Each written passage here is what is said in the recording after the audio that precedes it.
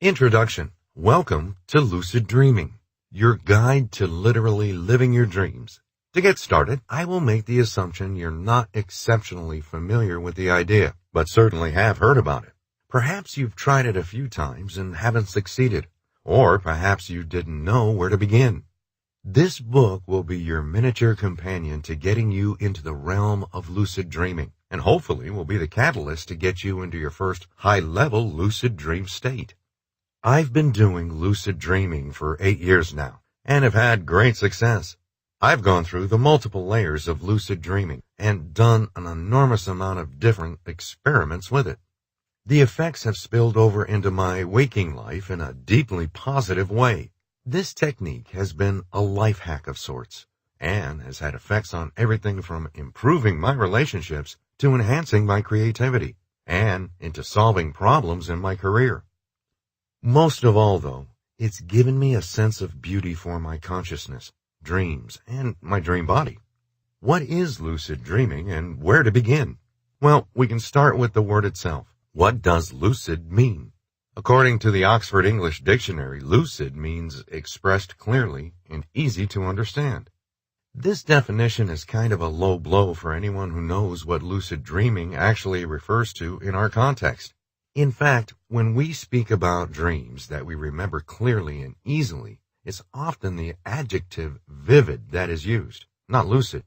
So although it's true that lucid dreams are often vivid, that is, easily remembered and very detailed and clear, there is an additional attribute that is required to enter the realm of the lucid dreamer: control.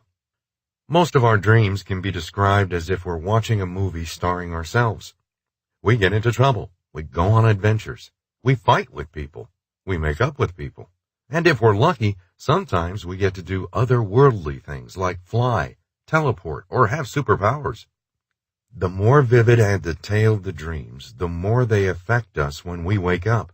This isn't news to anyone who's had a dream where an intense argument or a fight takes place with a loved one in a dream, and you find yourself immediately upset with them upon waking. Of course, you will slowly realize it was all just a dream, and these feelings aren't justified.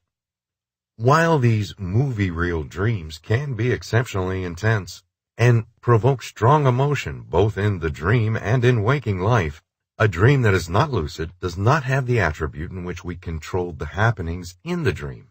Much like reality, most dreams are us reacting to our surroundings, which are completely out of our control. You would never sit in traffic if it was up to you, and much the same, you'd never willfully be chased by a bear in a dream, or any of those common nightmares. So what is control in the context of lucid dreaming, and does it really mean anything different than what a normal dream is like? Before getting into the different levels of lucid dreaming, I'll start with the most obvious example of lucid dreaming: flying. If you could willingly levitate away at the drop of a hat, how often do you think you would do it? If you had an argument with your boss, why not just fly or levitate to any solitary island on Earth for a while just to get things off your mind? If you're stuck in traffic, just lift your car over your parking lot and fly into work. Want to visit a distant relative or loved one? Have fun in the clouds along the way. The point is, with total control, our choices in life dramatically change for the better and opportunities become limitless. The difference between a vivid flying dream and a lucid flying dream is that you feel the choice to fly. To fly or walk becomes your decision. Now, let's discuss the levels of lucid dreaming. Various people will give you different levels, so I'm going to go with my own scale. It's levels 0 through 4, and 4 being nearly unattainable. Level 0. This is your normal, average, everyday dream. These dreams themselves can have different levels of vividness, lucidity if you want to confuse yourself, from barely remembering to waking up and trying to rationalize how a dream can feel so real. We've all had those dreams where we wake up and there is such a strong emotion attached to us and the dream. We could swear it must mean something. I won't get into defining these types of dreams here, but dreams do mean things. Anyway, these are dreams this text is not concerned with, because even though you may do exciting things like fly or shoot lasers from your eyes or have telepathy, in the dream, you weren't making conscious decisions to do so. You were simply watching the what-if scenarios if these abilities were possible, courtesy of your brain. Level 1. Surprise, there's no control here either. Level 1 is likely the first type of lucid dream you'll have after you start practicing the methods in Chapter 2, but it won't reward you with much control at all. Rather, Level 1 is just the first hint of control. You'll know you're in Level 1 when you get the sensation and realization that you are dreaming in your dream. I'll tell you the unfortunate part of why not many people get past Level 1, but I will explain succinctly how to do it later. Whenever you feel or realize that you're dreaming inside your dream, you'll get too excited and you'll wake yourself. Level 1 is often obtained right before you're going to wake up anyways. If you usually wake up at 8 a.m. every day, chances are you'll have your first or even most of your Level 1 lucid dreams at 7:55 a.m. This is good because it allows you to remember and write down the dream, but of course bad because you'll have barely a moment's notice of control before everything starts to slip away into the blinding light of waking reality. Actually, most people are likely to have experienced Level 1 at some point in their lives because of nightmares, those dreaded things. If you jog your memory, you'll probably realize that you've had a nightmare at some point in which you intentionally wake up because you realize this has to be a dream. You're getting chased by something, or you get trapped somewhere and you'll wake yourself up. That's a confirmed Level 1. The important thing is to note that if you have Level 1 lucid dreams, you're likely going to keep having them. If you continue to practice everything I outline in this book during a period of time that you have these Level 1 lucid dreams, Level 2 and 3 are almost assured. So don't get discouraged if you keep waking up at Level 1. The next levels are right around the corner. Level 2. Control. We have it. Level 2 is the breaking point of lucid dreaming. It's really where the dreamer begins to understand what lucid dreaming is. This is the first taste of what the dreamer and their dreams are capable of. Most, but definitely not all, Level 2 lucid dreams include flying. You will hit Level 1 and realize you're dreaming, and if you're lucky, the dream will stay and you won't wake up. Then comes this stage of, well, what should I do? The funny thing is, you might realize you're still not in complete control. Maybe you'll try to fly, but can't get more than a few inches off the ground. That's why this is still just Level 2. These dreams are almost more frustrating than liberating. You get all the signs of Level 1, and you suddenly feel the ability to make your own decisions. Since you're dreaming, though, the sky is the limit, right? Well, ask yourself this. Have you ever flown without any technology before? Have you ever clapped your hands 2 times and started to levitate away? If you said yes, please teach me. But no, you haven't. And that's an ironic thing because how are we going to fly in a dream if we really don't know what it feels like or how to even do it? Believe it or not, you may have to practice flying in a dream to really understand how to fly in a dream. So Level 2 gives you some control, and the majority of lucid dreaming takes place in Level 2. Even if you were able to fly to the moon, you're still likely in Level 2. You may be able to shoot lasers from your fingers, fly upside down and backwards, attract the ideal mate at will, and have the perfect singing voice, but chances are you're still at Level 2. There is the largest range of possibilities in Level 2, because as soon as you can willingly do anything in a lucid dream, you're past Level 1. However, as long as there is something you can't do, you're stuck in Level 2. As a reference, most of my Level 2 dreams take place with many characters, including myself. Our setting is usually random, from beaches to city slums to other planets.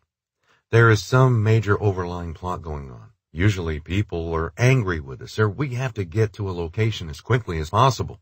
I reach Level 2 by simply realizing I'm dreaming, lifting my body off the ground and hovering around in the air for a while. Meanwhile, the plot continues. The characters continue to exist and react to my abilities, and the story proceeds.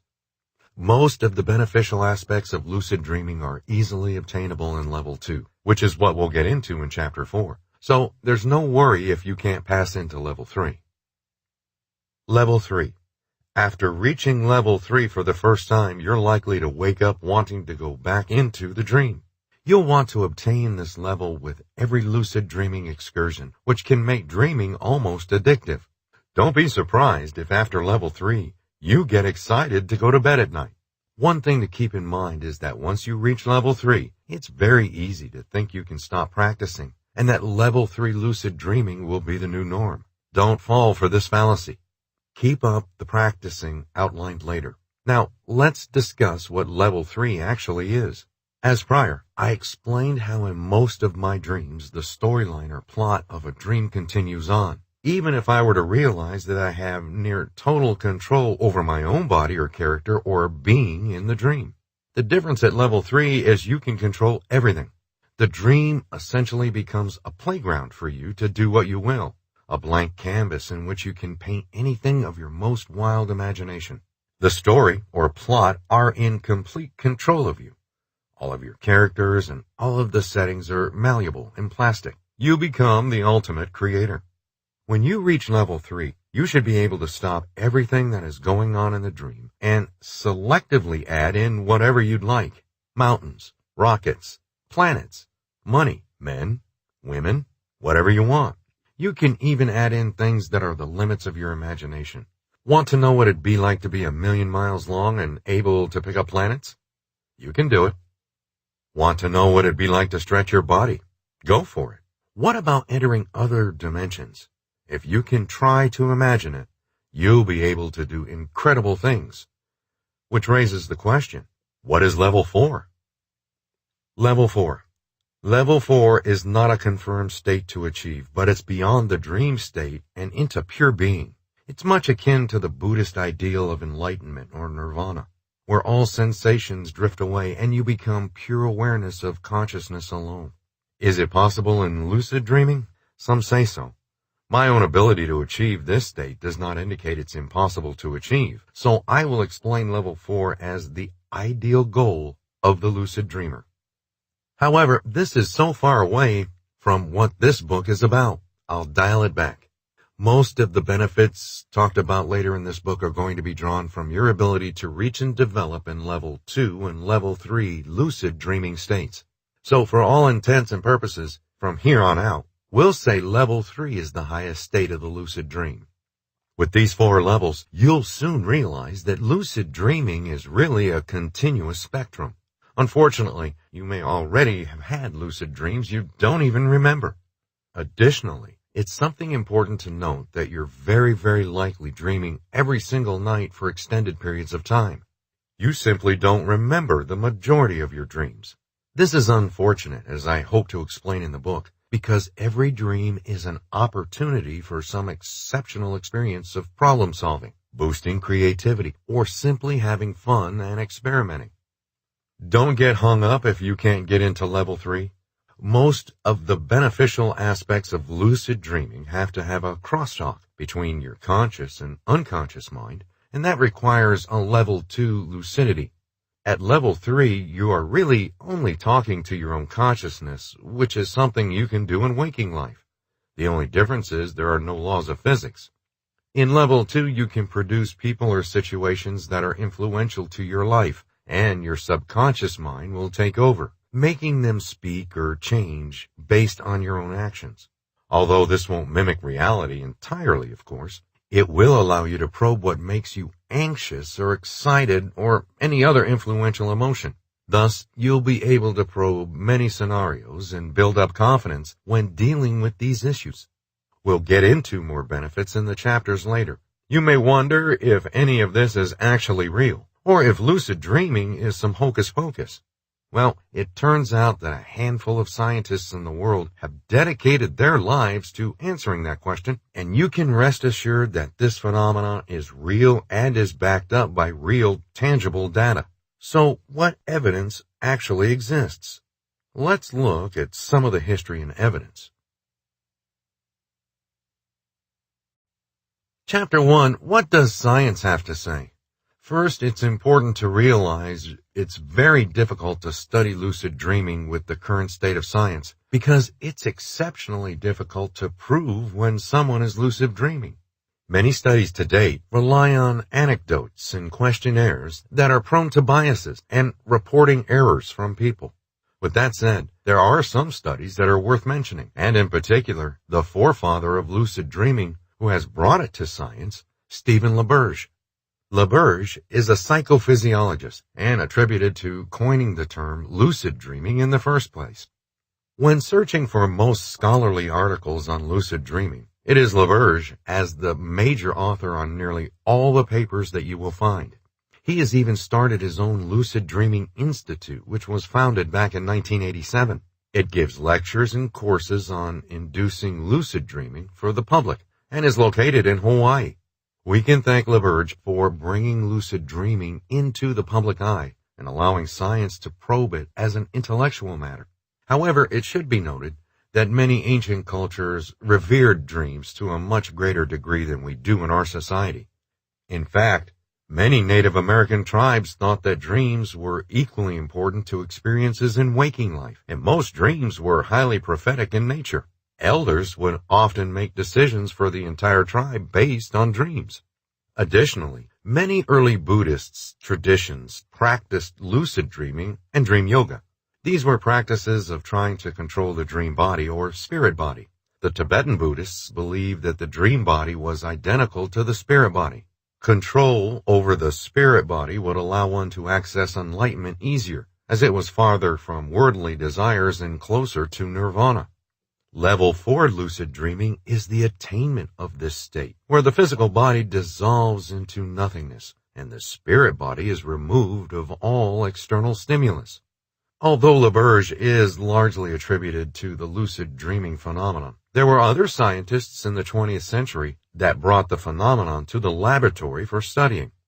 Celia Green was one of the first scientists to connect lucid dreaming to REM sleep.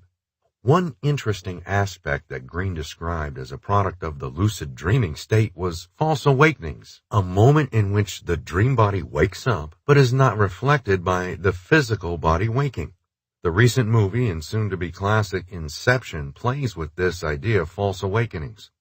One of the key moments in developing a true scientific basis for the existence of lucid dreaming was when, in 1970, Keith Hearn had a volunteer subject correctly signal that he was in a lucid dreaming state by being in REM sleep, but communicating his lucid state with eye movements. Previously, it was decided impossible to communicate anything while in REM sleep. Even with this report of lucid dreaming communication, science was still skeptical to accept the theory of lucid dreaming at all, which is ironic since it's not a difficult task to do for oneself. Further studies by LaBerge, which were more complicated, helped solidify the acceptance of lucid dreaming state. LaBerge had split his subjects into two groups that would perform two different tasks when they entered a lucid dreaming state. The subjects would perform a predefined pattern of eye movements to signal that they had entered a lucid dream state. This would be followed by half of the group by counting to 10, and the other group would sing. These activities were chosen because they were all well known to be activated by distinctly separate portions of the brain, i.e., the left hemisphere and the right hemisphere for counting and singing respectively. LaBerge confirmed that those who would sing did in fact have the right hemisphere light up, and the group that counted lit up the left side. He further concluded that the time in which one counts in the dream state was very similar to how one counts in waking life. This was surprising, since most experiences with dreams seem to indicate there is a large amount of time dilation in dreams. In another study, there was a hypothesis that people with high lucidity in the dreaming state would display a higher level of introverted thoughts, and people with low lucidity would be more contemplative about their surroundings in the future. The results did indeed indicate that people with higher lucidity in the dreams had less externally oriented thoughts and more internally oriented. Additionally, those with higher lucidity also had higher gray matter in the frontotemporal cortex, a spot that's associated with internally oriented thoughts, confirming the questionnaire results. What this tells us is something that we'll want to carry with us into the next chapter, that thinking about internal thoughts themselves and the behaviors were more likely to obtain lucid dreaming. With that, there's little additional actual scientific progress into lucid dreaming itself, except that scientists knows it happens during the deepest part of sleep, the REM, rapid eye movement stage. This stage of sleep is required for you to survive, and only happens for brief periods of time while you drift in and out of it. For a reason scientists have yet to understand, the eye movement during REM sleep is important.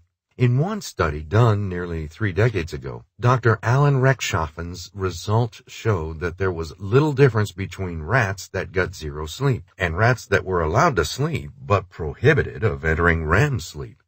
All rats died after 2 to 3 weeks. I don't think it should be a surprise to anyone that sleep is important, but the above study indicates that REM sleep is absolutely crucial. And together with the fact that lucid dreaming occurs during REM sleep, it's interesting to speculate if the act of lucid dreaming itself could have any beneficial effects on your health. At any rate, science now concludes that lucid dreaming is in fact a verified state of dreaming, in that it occurs in REM sleep. Additionally, science identifies that you can be aware of the external world enough that you can communicate through eye movement to it. As far as explanations go for how the brain can actually partake in lucid dreaming, it's difficult for the layman to understand. Suffice it to say, there's a balancing act between the various points of the brain that allow just enough activity in areas responsible for self-awareness to question one's working state, but not enough to trigger actual waking. This is where technique and practice come in. So, let's discuss how to actually enter in the lucid dreaming realm. Chapter 2. How to Lucid Dream. This chapter is probably the reason you picked up this book, so sit tight and let's get started. You may be wondering how you can practice becoming aware of the fact that you're dreaming. It sounds absurd, and to be honest, I didn't believe it could be done. But I hope I can convince you it makes perfect sense, and that after reading this chapter, perhaps a few times, and very adamantly following all of these recommendations, you'll be lucid dreaming in no time. When you're dreaming, more often than not, you're either doing something you do often or something you think about doing often. Interacting with your boss, your parents, or your significant other, or friends, common events. Essentially, dreams are based on your experiences. They have to be. So if you want to have dreams about being a race car driver, what would be an activity you think you could do that would increase your chance of driving a race car in your dreams? You could test drive a race car. You could buy a race car video game. Or you could simply think about being a race car driver in a significant portion of your waking life. All of these would be good strategies to increase the likelihood of having a race car themed dream. There's one key concept that will also help. The more, the better. That is, the more often you can remind yourself to actually drive the car, play the video game, or just think about racing, the more likely you'll have to be in that dream. It shouldn't be too much of a stretch now to see that if you remind yourself constantly about dreaming lucidly, it should increase your chances of doing so. In fact, it does. This is the easiest and most simple method of increasing your chances of lucid dreaming, and depending on how much you do it, could be the most powerful. It's a bit more than just remembering about lucid dreaming, though. You're going to have to question whether you're dreaming or awake. Stop whatever you're thinking about and pose the question, am I awake or am I dreaming? And actually try to answer it. Repetitively do this as much as you can possibly remember to. It helps even more if you can connect this question to some kind of physical action. This brings us to the easiest portion of lucid dreaming techniques, wakeful reminders. Personally, I look down at the palms of my hands. Others look at clocks, while others still look for any words to read. All of these things are difficult for our brains to immediately produce in stunning, accurate detail. And as such, if we quickly question our waking state and probe the reality around us, we should be rewarded nearly instantly with an answer as to whether our surroundings are indeed finely detailed as they are in waking reality. Or perhaps the clock is a bit fuzzy. Palms of hands aren't quite right, or you simply can't make out the letters on that billboard. All immediate signs you may be dreaming. The trick here is both repetition and the development of a state of mind in which you're able to identify if you're dreaming. It's not enough to simply remember that you're interested in lucid dreaming. You have to actively question it. Otherwise, you'll simply be dreaming about how you want to be lucid dreaming without actually getting there. I've been there. It's ironic and hilarious, actually. These tricks are things you can do every time you remember, and again, the more you do them, the better. You can tie a string on your finger, or set alarms for every 30 minutes, or just try to remember as much as possible, then assess. Hands, clocks, words, or some other easily identifiable thing in your perspective that should give away your wakefulness. The idea here isn't that it will be difficult to tell if you're asleep or awake when consciously questioning it. It's to build up a habit of questioning it. You will only do this in your dream if you become nearly obsessed with doing so, and thus it will randomly trickle into your dreams. More often than not, you won't need to look at your hands, the clock, or words. As soon as you question whether any of this is real or not, you'll be very aware that you're dreaming, and so begins your lucid dream. However, these wakeful reminders are not the most important steps when starting out. You will have some work to do. Luckily, it's an interesting activity in itself, and gives rise to all kinds of questions about the meaning of dreams and how they affect you and your life. It's the dream diary or dream journal, and it's an absolute essential piece of the lucid dreamer's arsenal. Do not underestimate the importance of this one. Get a journal. It can be a normal notebook, or you can look for a specific diary that's made with dream journaling in mind. These are cool and may help you, but it's up to you. The key is that every single morning when you wake up, the first thing you do is start writing down everything you can possibly remember in any dreams of the previous night. That means everything. This process has two very important functions. One is to activate all the neurons that are holding these memories of dreams. The more you use these neurons, the more your brain will be wiring new connections, called synaptogenesis, to them. And thus, in the future, the stronger your dream recall is, the more able you are to connect other parts of the dream to your dreaming state. And if you're lucky, when you're dreaming, that newly connected neuron might hold the lone inquisitive thought of, am I dreaming? And voila, you're in lucid dreaming level 1. The second crucial part of dream journaling is recalling the previous night's dream before you go to bed.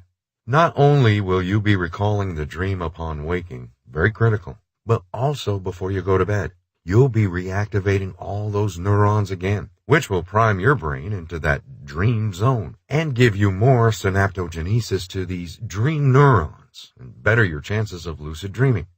The real fundamental idea here is to keep this part of the brain abnormally active so that you have this newfound tendency to drive your thoughts in and out of the area in your brain that's important for dreaming.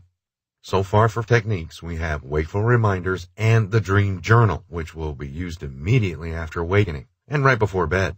Now, we'll get into the strategies that more diehard fans of lucid dreaming have developed over the years. These fall into two categories: focusing techniques and sleep cycle perturbation techniques. You should try all of these, and perhaps combine some to see what works best for you. Personally, the sleep cycle perturbation techniques have given me exceptionally strong results, but can also bypass lucid dreaming and give you a larger chance of an out-of-body experience, or OBE, and sleep paralysis, so be warned. First, we'll go over the focusing techniques. These are autosuggestion mild, mnemonic induction of lucid dreams; wild, wake-initiated lucid dream; and Vial, visual induction of lucid dreams.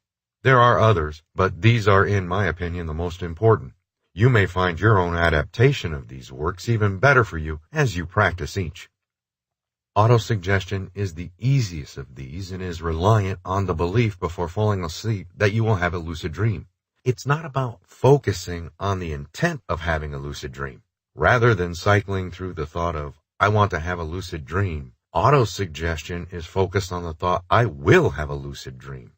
There should be little mental energy attributed to it, and more of a relaxing state of mind, almost as if reflecting on the fact that the lucid dream already happened.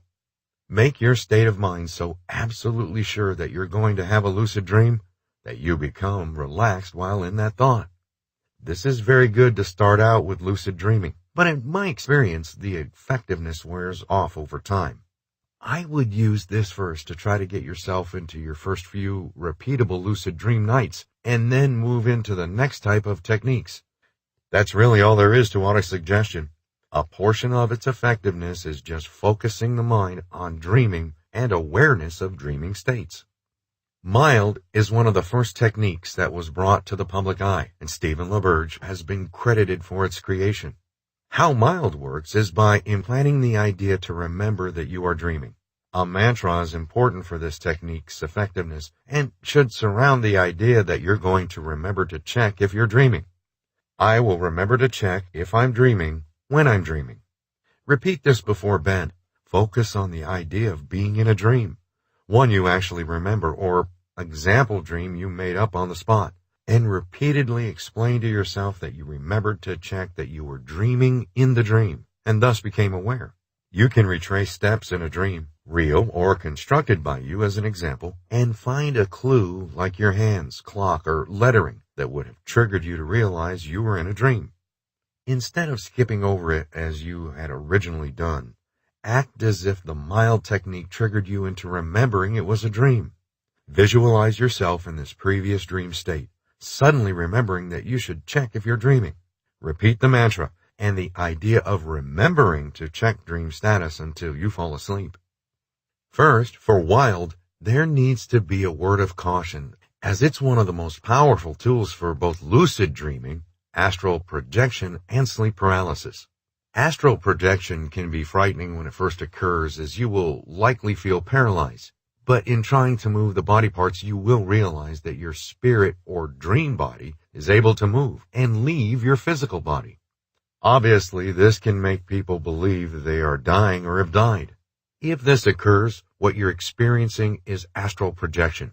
It's perfectly safe and is one of the most interesting experiences us humans can have. Consider yourself very lucky, and don't worry about the dangers. Just explore what the mind is capable of. Secondly, while conducting Wild, you may experience sleep paralysis.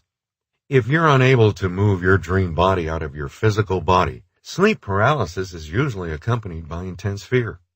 It's unfortunately common that sleep paralysis also is likely to have auditory, visual, and tactile hallucinations. There are many reports of sleep paralysis that contain an evil spirit or demon sitting on the chest of the person, causing them to have trouble breathing. The negativity of this is further amplified by the inability to move the body at all. Yet, once again, these states of being are safe, and it's actually a strange mix of your mind attempting to explain the completely normal paralysis of the body with spooky dreamlike creatures that are controlling you. The paralysis is actually a safety mechanism that has evolved to keep us from walking around, enacting our dreams while we sleep. So what is Wild? Although it requires very little effort or concentration, it will take time to master. The best method requires you lie flat on your back without a pillow to fall asleep. Most people have a hard time falling asleep this way and will habitually turn to their side or grab a pillow. For the technique to work in full effectiveness, avoid these actions and stay motionless on your back. Practice getting completely relaxed so that it's easy as possible to fall asleep in this position. The hardest part, however, is that you need to retain as little bit of conscious awareness as possible. Instead of wanting to completely fall asleep, what you're attempting to do with Wild is slip into the dream state while still slightly conscious. You may experience tingling, ringing of the ears, and heaviness on the chest as your brain slowly turns off your conscious ability to control the body. You may even believe you can't breathe, but again, this is all normal, and you have to go through these stages to get into the Wild dream state. One way to keep your conscious minimally aware, but still enter into a lucid dream state, is with imagery. My favorite technique is by creating large landscapes and filling them with various objects like trees, musical instruments, geometrical shapes, and cascading colors. After some time of doing this, you'll realize that the images almost go on autopilot, and you'll realize they have their own materialization. This is when you're getting close to the dreaming state, and you'll be on the border of wakening and dreaming. It's important to continue on with this and not succumb to completely falling asleep here, but focusing ever so slightly on the continual generation of these images. Some people who can easily fall asleep have good success with counting up to 100 or down from 100, but including intense visualizations as well. Some techniques would incorporate stairs with numbers, and the goal was to vividly see every single stair with the numerical inscription on it as you walk up or down them.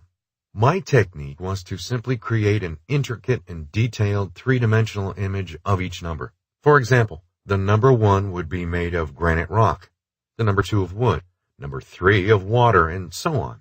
This keeps your mind minimally active, but removes any thoughts that cause stress or anxiety. Wiles work best by waking up in a deep sleep and then going back to bed while practicing the Weil technique, or in the early morning by waking up slightly before your usual waking hour and falling back to sleep.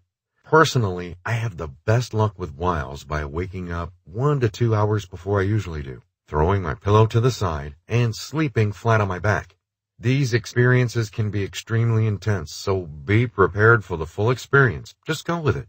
Finally, let's go over Vial, which is kind of a hybrid of mild and wild. It relies on creating an example dream and reliving it over and over again, and importantly includes a reality check inside. You will create a dream state, which will be fully and vividly imagined, that contains a reality check in which reminds you that you're dreaming. This may seem confusing, so I'll give you an example. Imagine you're in a dream, and within the dream, you're on vacation at the beach, and you're sitting in the sand when someone asks you about lucid dreaming and how you go about lucid dreaming. You tell them about looking at the palms of your hands, which you proceed to do in the dream, and then explain to them that you're dreaming right now. In the dream, you slowly stand up, explain to your friend that you two can do whatever you'd like, and proceed to fly up into the air. Now, run through this dream scenario in your head multiple times, visualizing everything from the waves hitting the beach, kids playing in the distance, what you and your friend are wearing, and eventually the palms of your hands. Go through the dream until it's saturated with ideas and imagery. After enough times of this, you'll forget that you're in bed and suddenly you're actually being the dream yourself, lucid dreaming. Now you can fully take advantage of it and begin your lucid dreaming adventure. Those are the major focusing techniques, and they'll all work better with sleep cycle perturbations. These perturbations can have the end goal of making you fall asleep into the REM state as quickly as possible. They are not complicated and take on 3 options: staying up very late, waking in the middle of the night and going back to sleep, and immediately after waking in the morning, going back to sleep. Obviously, staying up very late is not a good option to continually partake in, so only do this to initiate a lucid dreaming habit. For waking in the night, people often will set their alarms for 1 or 2 a.m., an hour they will make sure they are in or have already entered REM sleep, but also ensures your ability to fall back to sleep. If you have anxiety or are prone to stress, this may be the better option than the morning wake up, because even if you get stressed out about the next day, you should be sufficiently tired at 1 or 2 a.m. to fall back asleep. Waking in the morning is my personal choice, but does have the issue indicated above with anxiety. If you have projects due or a particular stressful event that's on your mind, you may find it difficult to relax enough to fall back asleep in the morning. With that said, most of the dreams we remember happen immediately before we wake up. Thus, if you wake up and remember a dream, you have a very good chance of re-entering the dream state if you can fall asleep again. You may not need to practice autosuggestion or the other mild, wild, and Vial techniques as listed above. Personally, if I awake after having a dream, I do not need to do any of the techniques to enter into a lucid dream state in the morning. I reserve those for when falling asleep. After going over these techniques, I hope it's clear to you what's going on here and may give you your own ideas to enter a lucid dreaming state. The major key ideas are getting your mind habitually focused on dreaming and lucid dreaming, visualizing dreaming and doing dream recall, loosening the boundary between being awake and entering the dream state, and trying to enter REM sleep as fast as possible. All of these techniques are synergistic with one another in providing you the fundamental state of mind to enter into lucid dreaming. The The more you engage your brain into thinking about lucid dreaming, the more likely you are to remember reality checks in your dream. The more visualization of dreams you do while awake, the more synapses will be connected from dreaming to waking states. The more you practice having a low level of consciousness while falling asleep, the more likely you will enter the dream state with some control. Finally, falling asleep and entering REM sleep as quick as possible will give you a better chance of having mental control while entering a dream. You'll likely want to listen to this chapter at least one more time to get a full handle on what's been said. Over time, you'll likely get it and things will click. It's difficult to describe, but you'll be able to differentiate thoughts that are going on to keep you awake and thoughts that are going to help you into lucid dreaming. But most of all, you may realize that what is really important is the removal of stress and anxiety and the monumental improvement this can have on your ability to sleep and dream. Speaking of improvements, let's talk about why lucid dreaming is something more than just a cool idea and the effects it can actually have on you in your life. Chapter 3, The Benefits of Lucid Dreaming. Let's be honest, I think everyone knows it would be very cool to be able to fly around at will in your dreams. I absolutely love the feeling, and it's the first thing I end up doing in every lucid dream because it's the quickest thing I can think of and just so liberating. There's so much more to the possibilities than flying, and here I hope to convince you that lucid dreaming can have powerful positive impacts on your life. The most broad benefit lucid dreaming is going to have on you can actually just be an increased interest in sleeping itself, and thus you're likely to go to bed earlier than had you not known about lucid dreaming. Sleep is likely one of the most important aspects of mental health, and is likely far more impactful than diet or even exercise on your mental well-being. As such, try to keep the sleep cycle perturbations to a minimum, and only do them when you first start out or begin to lose the ability to lucid dream. The more direct and obvious benefits come from the incredibly diverse possibilities you now have in your possession. Remember when I spoke about how having fights or arguments in a dream with someone you know often leads to waking up still upset with them? Can you imagine the inverse of the scenario, where you practice in your dream showing love and caring for someone you recently argued with, and suddenly resolving everything in your head? You'll be able to approach the situation or relationship differently upon wakening, and chances are you resolved it thoroughly in your dream state. All that negative emotion is going to have melted away by the time you wake up. Being able to sort through problems in our lives are actually why scientists believe we have dreams in the first place. We get to play out scenarios from various situations and dilemmas without any real consequences, and thus can entertain multiple strategies in a single dream to see if we can fix these issues. Often, though, in dreams, our unconscious mind has a way of transforming these problems we have in our daily lives into very strange and obscure things. Instead of dreaming about how you need to finish your presentation at work or school, you'll dream that you showed up naked and everyone's laughing at you. Hardly helpful for the presentation, but I guess it could help if you did actually forget to put your pants on. The unconscious, dreaming brain is a bit strange that way. And that's why putting your conscious mind in the driver's seat becomes incredibly powerful. Now, instead of practicing so that you can present a great presentation with your pants off, you can make the conscious effort, with your clothes on, to evaluate what you think would make your presentation better. You could literally envision a standing ovation after you talk, which will help you feel more comfortable, optimistic, and confident when it comes time to actually present. Additionally, you can use the advantage of your brain's incredible ability to see things your conscious mind can't, and you can ask the audience for suggestions. If you're in level 2, you'll be able to probe the unconscious mind for what it may seem as obvious flaws in your work that the conscious mind is missing. If you're in level 3, that means you're in total control, and this is likely not going to work. In level 2, you have this grand opportunity to probe your own conscious and unconscious weaknesses and deal with them consciously. If you're into martial arts or any physically active sports, replaying scenarios and dreams is an incredibly powerful tool to improving your skills. I've heard of rumors of snowboard and ski athletes using lucid dreaming to perfect their most difficult stunts. Being able to use your body in a way imaginable without the fear of getting hurt is an extreme sports athlete's dream. Imagine losing a sparring match with an expert boxer or martial artist and being able to replay that fight over and over in your head with the realism of reality and getting so good you actually won.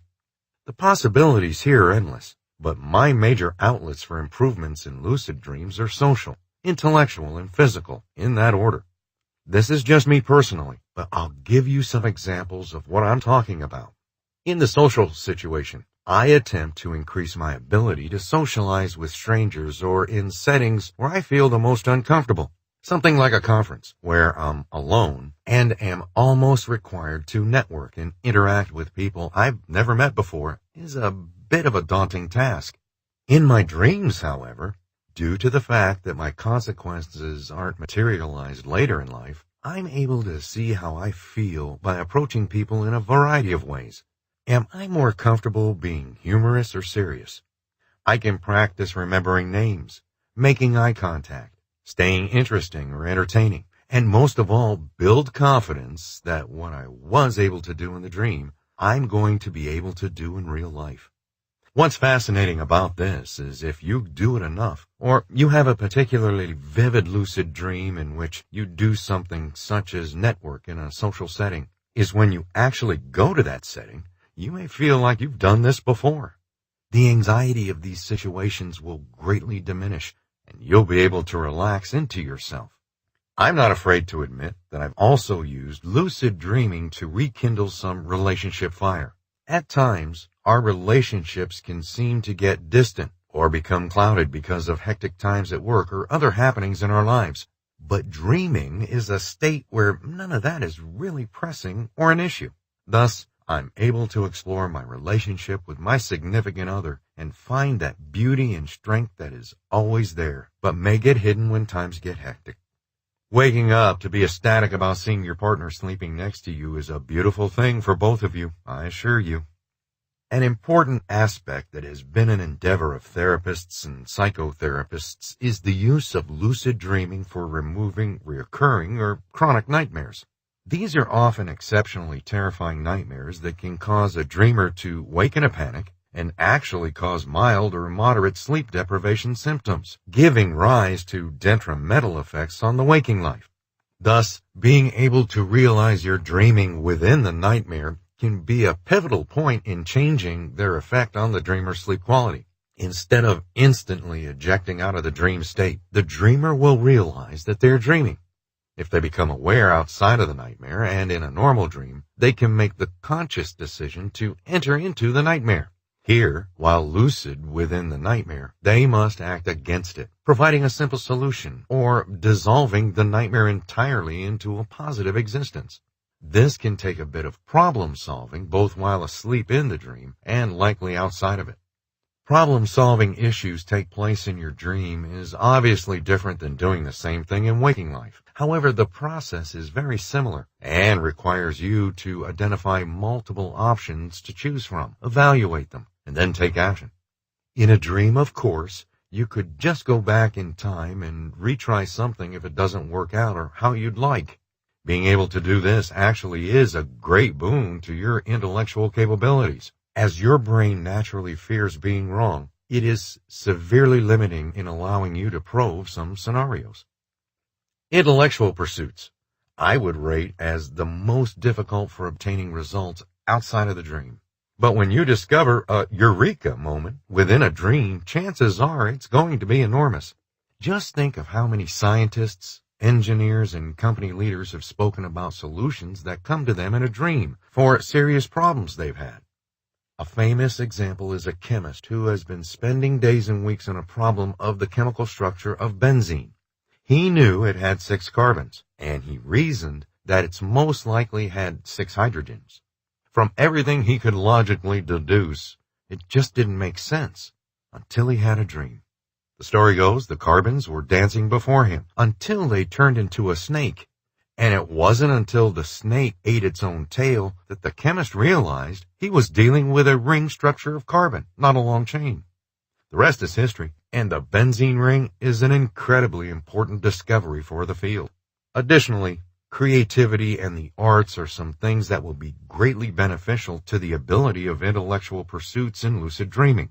If you force your mind to make the most beautiful or inspiring piece of art, ideally in level 2, not level 3, so it shall be displayed. Imagine taking a trip in your mind to a museum that has been purposely made to suit your exact art tastes, or ordering a book that was written with your exact feelings in mind. These type of encounters will inspire your imagination, if not fully engulf you into pursuing your creative outlets to maximum productivity and the most pleasing results. One of the most profound and incredible experiences one can have in lucid dreaming is the ability to materialize people, smells, sights, sounds, and settings from your memory that you may miss terribly, or have even, for the most part, forgotten. You can even conjure up the most real scenarios imaginable with the deceased. Imagine sitting down with a grandmother or grandfather that had passed away one more time for pancakes and coffee, speaking with them in some bright morning sunshine, wherever you'd like it to be, in a meadow, next to a stream, or your favorite childhood diner. Speaking with people in dreams can often be more realistic than we seem to be able to admit. And even in normal dreams, people will often claim that a dream of a deceased loved one must have been actual communication with them from the other side. I won't speculate, but I will say that regardless of how it happens, the realism of these dreams is enough to impact your waking life and give a new perspective or a breath of fresh air on a memory that may have been difficult before. My personal favorite thing to do in lucid dreaming, and why I do it at all, is to create a space of absolute freedom. My goal is usually reaching level 3, which lends itself somewhat rarely, but essentially creates an infinitely blank canvas for your mind to create words and universes upon. I will create dazzling displays of color, cascading thousands of miles across, being transformed as they meet explosions of geometric shapes and textures that will fill every inch of my imagination. I will bring my friends here, transporting them from wherever they may be, and giving them their own brush to produce more beauty and color. Flying through this universe of stimulation, contrast, and dynamic sounds and beauty puts my mind in the highest happiness. The more strange I can make things, the better, and I become completely absorbed into the matrix of my own creation. At first, you may believe that getting into lucid dreaming will cause you to feel a dullness in waking reality because it can't be compared to your creations in the lucid dream landscape. That's actually far from the truth. Creating epic fantasies, conquering fears, and being a masterful creator is a refreshing feeling even after leaving your powers behind. Every time you create a landscape in which you're proud to have produced, your waking state will reflect that positive feeling as well. It seems to be that the more everything seems to be good in your dreams, the more this is directly reflected in your waking life as well. As you may be getting the hint, this is an incredibly powerful tool for improving your life in almost every avenue you can think of. Chapter 4, Practice Makes Perfect. Let's summarize the last chapter and give you some helpful tips in order to master lucid dreaming and become the creator and conqueror of your dream state. The most important aspect is to remember you need to be activating that part of your brain responsible for dreaming as much as possible. That means dream recall, wakeful reminders, dream focusing techniques, and autosuggestion. All these are simply centered on the idea of driving the activation of the neurons attributed to the dream state to high levels, inducing synaptogenesis and making those connections stronger, and for a statistical increase in your probability of simply remembering to question if you're dreaming. For dream recall, the dream journal is absolutely essential. Again, you can pick up a regular cheap notebook for $1 and simply write in it. You can look for more custom-made dream journals that make it more exciting to write in. You can even use a laptop or some other piece of technology to write down the dream. What you want to focus on is the entire length of the dream, If you feel like you have a good handle on everything, and it doesn't seem to be slipping away like sand between the fingers, go ahead and describe the details, but focus first on uncovering the entirety of the dream from beginning to end. As you start to write down the dream, it's very likely that you will dig up more and more aspects to remember. This is interesting in the moment, but this is exactly what you're doing this for. Recalling these parts of the dream will continue to enhance the neurons associated with dreaming and increase your chances of lucidity. For wakeful reminders, you want to have at least 2 reminders that you use. One should be prop-oriented, the clock, palms of your hands, words, and lettering, but also reminders that don't require a prop. For the second, an easy technique is to, as much as you can remember to do it, simply ask if you can fly. Simple enough. If you can't lift off when you're awake, you may even want to start by putting timed reminders every half hour or so in order to keep your brain alert to this and start to develop a habit of wakeful reminders. You should also have many different types of things triggering the reminders, not just one event, like washing your hands or something. You also need to practice analyzing how it feels to be awake versus dreaming, which will be much easier after you have your first lucid dream. This feeling is something to focus on as well. I've had dreams where I remember asking if I was awake or dreaming, and my mind was not focused enough to realize I was, in fact, dreaming. And I carried on into the dream, completely missing a golden opportunity. I would have immediately became lucid had I probed the feeling of being awake or attempted to fly. The dream focusing techniques like mild, wild, and vial are all efforts to connect seamlessly your conscious waking state of mind and that of your sleep state. They work very similar to dream recall and dream journaling, but they seem to be very selective to who they work for.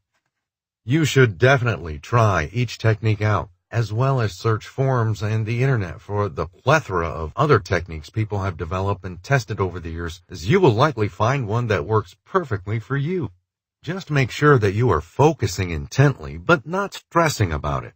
If you're trying to force yourself to have lucid dreams, you'll find it acts much like a Chinese finger trap. The harder you try, the worse the results. Try to do these techniques in a relaxed mindset, allowing yourself to be very calm. These recommendations also go for auto-suggestion techniques. What may also help you is discussing dreams with others and in a particular lucid dream in general. After all, it's really just about building the network of neurons and synaptogenesis connections to produce a strengthened dream-waking connection. Tell friends and family about it and see if you can get them involved in the techniques described here. You'll also definitely want to check out lucid dreaming experience write-ups that are all over the internet. You'll find everything from beautiful flying dreams to experiences of people communicating with a shared dream across different countries. Whether it's nightmares, relationship problems, creativity endeavors, intellectual pursuits, or just curiosity, I hope that what you have found here is useful and that this book will help you achieve your first lucid dream or bring you more in the future. You may find it beneficial to read this book before bed until it becomes common knowledge, or you may want to additionally pick up any of the texts written by LaBerge. Reading these texts at night before bed will help you focus on lucid dreaming and bring you to that state. Conclusion. Thank you again for supporting this book. I hope this book was able to help you to gain insight into what lucid dreaming is and how to start doing it yourself. The next step is to put everything you've read here into action. Get that dream journal and start looking at the forums dedicated to lucid dreaming. There are so many. So use your search engine. Finally, if you've enjoyed this book, please take the time to share your thoughts and post a review on Amazon. It would be greatly appreciated. Thank you, and good luck. This has been Lucid Dreaming, the ultimate guide on how to literally live your dreams. Written by Paul Kane. Narrated by Pete Beretta. Copyright 2016 by Paul Kane. Production copyright 2016 by Paul Kane.